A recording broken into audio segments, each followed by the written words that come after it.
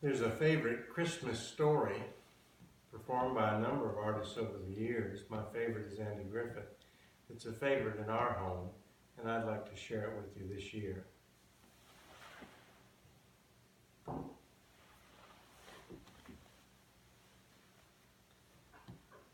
It happened one year near December's end.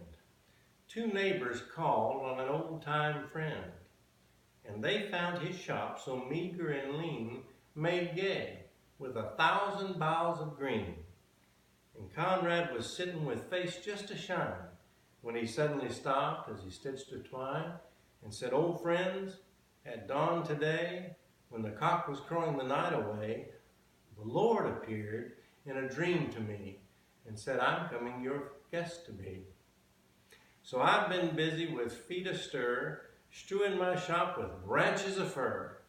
The table's spread, the kettle is shined, and over the rafters the holly is twined. And now I'll wait for the Lord to appear, and listen closely so I'll hear his step as he nears my humble place. And I'll open the door and look on his face." So his friends went home and left Conrad alone, for this was the happiest day he had known. For long since his family had passed away, and Conrad had spent many a sad Christmas day. But he knew, with the Lord as his Christmas guest, this Christmas would be the dearest and best.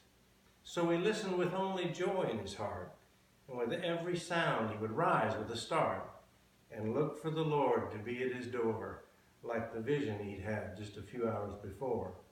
So he ran to the window after hearing a sound, but all he could see on the snow-covered ground was a shabby old beggar whose shoes were torn and all of his clothes were ragged and worn. But Conrad was touched, and he went to the door, and he said, "Your feet must be frozen and sore. I have some shoes in my shop for you, and a coat that'll keep you warmer too." So with grateful heart the man went away.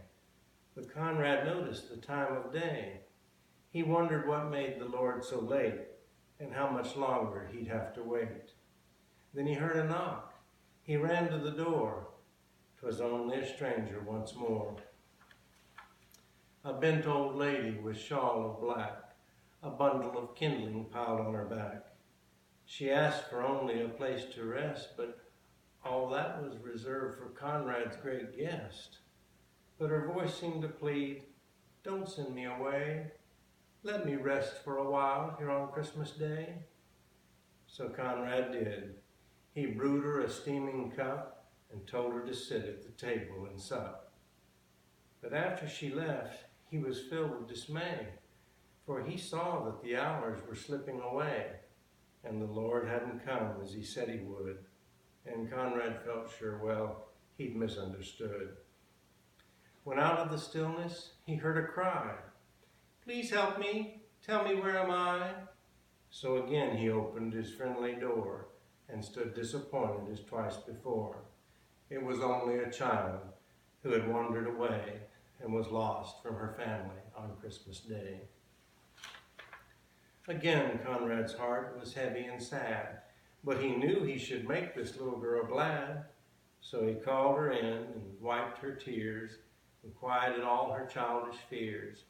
Then he led her back to her home once more.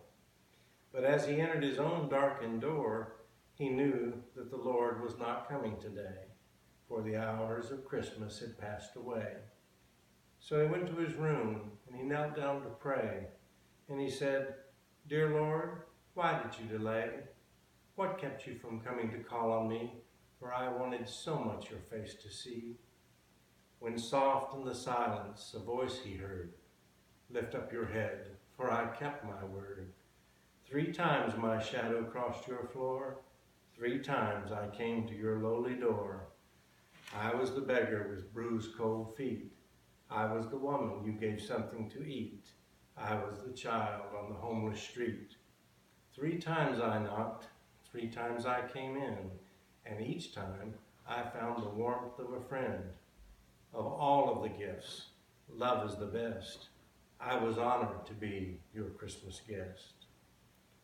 from Roland, Stephen, and Ollie Bell, a very Merry Christmas to you all, and Happy New Year.